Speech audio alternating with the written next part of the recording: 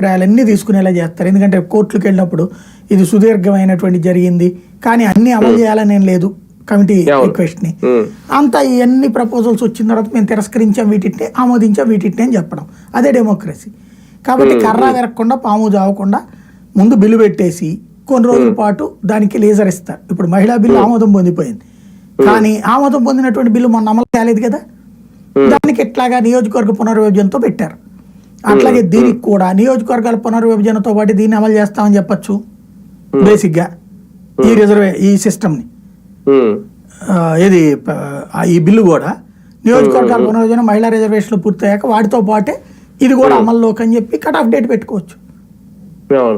అప్పుడు 28, 27 ఎప్పుడు వచ్చినా సరే అంటే ఒకవేళ 2029 దాకా కాకుండా ముందు వస్తే గనక 27లోనే 28లోనే ఎప్పుడో ముందు వస్తే గనక రెండు తెలుగు రాష్ట్రాలకి జమిలీ ఎన్నికలు అనేది ఒక అంటే ప్రతిపక్షాలకి రెండు తెలుగు రాష్ట్రాల్లో ఉన్న ప్రతిపక్షాలకి ఒక అంది వచ్చే అవకాశంగా ఏమన్నా జమిలీ ఎన్నికలు మారతాయా?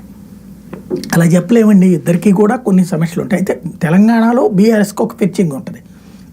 ఎందుకంటే రేవంత్కి సంబంధించినటువంటి ఇష్యూ సింగిల్గా ఉన్నాడు రేవంత్. అక్కడ త్రిముఖ పోరు ఉంటుంది అక్కడ.